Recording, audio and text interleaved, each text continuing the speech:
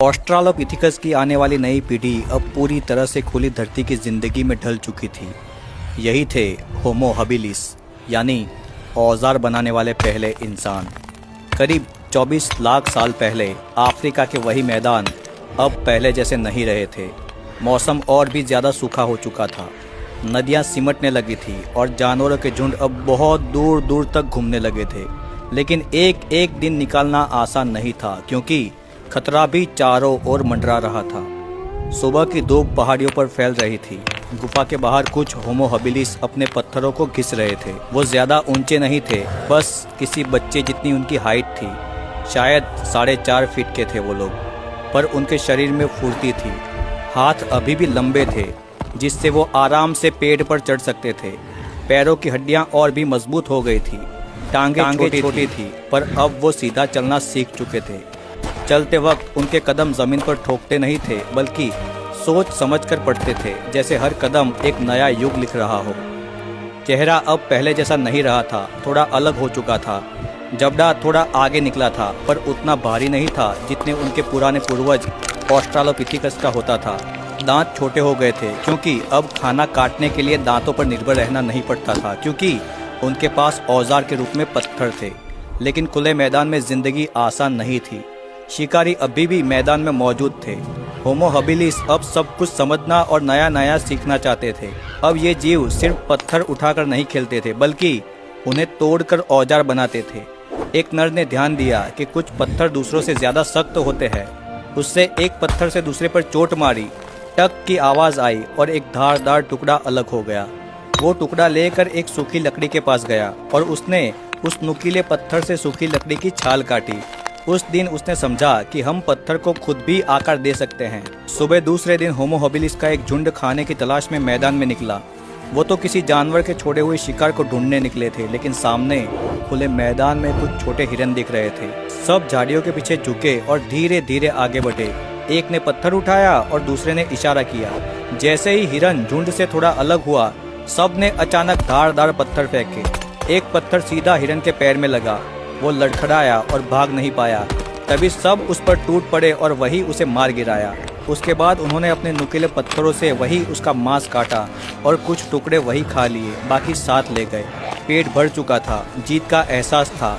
सब लोग हंसते हुए वापस लौटने लगे, पर उन्हें नहीं पता था कि झाड़ियों के पीछे कोई और उनकी इस हरकत को देख रहा है। जब सूरज डूबने लगा तो झुंड एक सूखी नदी के किनारे रुक गया और पत्थर को धारदार बनाने के लिए पत्थर आपस में टकराना शुरू कर दिए। हवा में एक अजीब सी गंध आई, सड़े हुए मांस जैसी।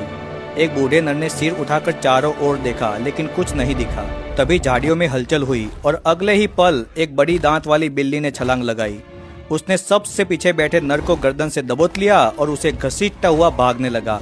बाकियों ने उसे बचाने के लिए दौड़ लगाई। किसी ने पत्थर फेंके, किसी ने पकड़ने की कोशिश की, पर बिल्ली उसे खींचकर ले गई और देखते ही देखते गायब हो गई। उस रात सब लोग निराश हो गए थे। किसी ने एक दूसरे के सामने तक नहीं देखा था। अगली सुबह सब खाने की तलाश में निकले। वो एक बिल्कुल सूखी नदी के पास पहुंचे, जहां थोड़ा सा पानी बचा था। एक युवा नर झुंड से आगे बढ़ा और पानी में दिख रहे पत्थर को उठाने के लिए अपना हाथ आगे बढ़ाया। तभी पानी की सतह पर लहर उठी। अगले ही पल एक विशाल मगरमच्छ बिजली की तरह बाहर आया और उसके हाथ को अपने जबड़े में दबोच लिया। देखते ही देखते वो उसे पानी में खींच ले गया। बाकी लोग पत्थर फेंकते रह गए, पर कुछ ही सेकंड में बस बुलबुले रह गए।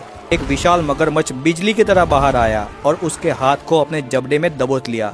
देखते ही देखते वो उसे पानी में खींच ले गया। बाकी लोग पत्थर फेंकते रह गए, पर कुछ ही सेकंड में बस बुलबुले रह गए। अब उन्हें समझ में आने लगा था कि सिर्फ जमीन ही नहीं, पानी में भी खतरा होता है। उस दिन से उन्होंने तय किया कि कोई भी अकेला पानी के पास नहीं जाएगा। 2 पहरेदार किनारे पर रहेंगे और बाकी दूर से सावधानी से देखेंगे।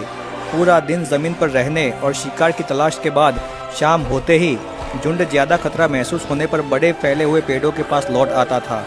उनकी टांगे उन्हें सीधा चलने में मदद करती थी, लेकिन उनके लंबे हाथ अभी भी किसी बंदर की तरह मजबूत थे। रात गुजारने के लिए कुछ नर और मादाएं बच्चों को साथ लेकर ऊंची और मजबूत डालियों पर चढ़ जाती। यही जमीन से थोड़ी ऊंचाई पर रहना उन्हें रात के शिकारियों जैसे लकड़बग्घों या तेंदुओं से सुरक्षा देता था। वो दिन में तो जमीन के मालिक थे, लेकिन कभी कभी रात में अभी भी उनके पूर्वजों की तरह पेड़ पर सुरक्षा महसूस करते थे और पेड़ पर ही ज्यादा भरोसा करते थे। ये दोहरी जिंदगी ही उन्हें उस मुश्किल दौर में बचा रही थी। पेड़ बहुत दूर थे और शिकार खुले मैदान में था। पेड़ बहुत दूर थे और शिकार खुले मैदान में था, इसीलिए मैदान में खाना खाने की तलाश में आना ही पड़ता था। इससे हुआ यूं कि झुंड अब गुफा में ज्यादा समय बिताने लगा। दिन में वो लोग शिकार, फल, बैर जैसी चीजें ढूंढते और रात में पत्थर घिसना, बच्चों को सिखाना और सबसे जरूरी पहरा देने का काम करते थे। उन लोगों ने गुफा के दरवाजे पर सूखी लकड़ियां डाली और भारी पत्थर रखे ताकि कोई जानवर अंदर ना घुस सके। अंदर बैठने का भी एक नियम बना, बच्चे बीच में रहेंगे और मजबूत नर किनारों पर रहेंगे। धीरे धीरे ये नियम उनका पहला अनुशासन बन गया। लेकिन शिकारी अभी रुके नहीं थे। एक शाम मैदान में एक बड़े भैंसे का शिकार करके शेर ने बचा कुचा मांस वहीं छोड़ दिया था। वही मांस लेकर वो गुफा की तरफ लौट रहे थे। तभी अचानक एक लकड़बग्घे ने एक मादा पर झपट्टा मारा और उसे कंधे पर काट लिया। अचानक एक लकड़बग्घे ने एक मादा पर झपट्टा मारा और उसे कंधे पर काट लिया। बाकी लोगों ने तुरंत पत्थर उठाए, चिल्लाए और उस पर पत्थर फेंके। कुछ पत्थर उसके सिर पर लगे और वो पीछे हट गया, पर मादा घायल होकर गिर पड़ी। सब लोगों ने नुकीले पत्थर फेंककर लकड़बग्घे को दूर भगाया और उस घायल मादा को लेकर गुफा में आ गए। वो बच गई। समय के साथ साथ उनके दिमाग में अपने इलाके का एक नक्शा बनने लगा था। उन्हें याद रहता था कि किस पहाड़ी के पीछे साफ पानी मिलेगा और औजार बनाने के लिए कड़े काले पत्थर कहाँ मिलेंगे। गुफा में बैठकर वो शायद जमीन पर लकड़ी से लकीर खींचकर एक दूसरे को शिकार की दिशा समझाते थे। ये याद रखने की शक्ति उन्हें बचाए रखती थी। कुछ दिन बाद सब कुछ ठीक चल रहा था। बच्चे गुफा के बाहर छोटे पत्थरों से खेल रहे थे कि अचानक ऊपर से पंखों की आवाज़ आई। एक विशाल शिकारी पक्षी, चील जैसा पर चील से भी बहुत बड़ा था, वो नीचे झपट्टा मार के आया और एक बच्चे को पंजे में जकड़कर उसे उठा ले गया। झपट्टा मार के आया और एक बच्चे को पंजे में जकड़कर उसे उठा ले गया। बच्चा चिल्लाया, चीखें गूंज उठी, पर एक पल भर में ही वो आसमान में गायब हो गया। उस दिन किसी ने खाना नहीं खाया। सब लोग गुफा के मुहाने पर बैठकर आसमान की ओर देखते रहे। उन्हें एहसास हो गया था कि अब खतरा हर दिशा में होता है।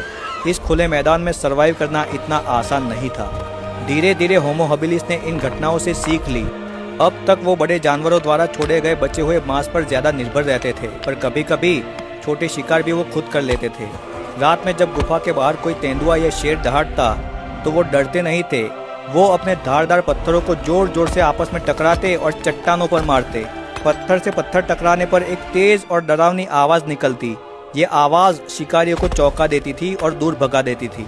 पत्थर की टंकार अब सिर्फ औजार बनाने के लिए नहीं बल्कि सुरक्षा का हथियार भी बन गई। उन्होंने तय किया था कि हर छोटे शिकार के लिए 3 भूमिकाएं होंगी, एक देखने वाला, एक फेंकने वाला और एक घेरने वाला।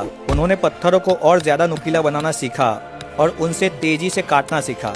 बच्चों को सिखाया कि कैसे सरसराहट या गंध से शिकारी का अंदाजा लगाया जा सकता है। धीरे धीरे लाखों साल बीतते गए। ऑस्ट्रालोपिथेकस ज्यादातर फल, पेड़, पौधे पर निर्भर थे, लेकिन होमो हबिलिस अब ज्यादातर मांस और मज्जा खाते थे, जिससे उन्हें ज्यादा ताकत और पोषण मिलता था। इस अच्छे खाने के कारण उनका दिमाग बड़ा होने लगा था और वो चीज़ों को बेहतर तरीके से सोचने और समझने लगे थे। अब वो सोचने वाले इंसान बनने की तरफ बढ़ रहे थे। एक दिन झुंड मैदान में था। अचानक सारे हिरन भागने लगे क्योंकि वहाँ एक शेर आ पहुंचा था। शेर को देखकर होमो हबिलिस भी पेड़ पर चढ़ गए, क्योंकि अभी भी उनके हाथ लंबे थे जैसे उनके पूर्वज बंदरों के थे। ऐसे ही हर दिन सरवाइव करते करते लाखों साल बीतते गए। पीढ़ियां गुजरती गई। धीरे धीरे समय के साथ साथ उनके शरीर बदलने लगे, जो आगे चलकर होमो इरेक्टस बने, जो अब इस जमीन का नया राजा बनने वाला था, जिसे हम अगले पार्ट में देखेंगे कि कैसे होमो इरेक्टस में से इंसान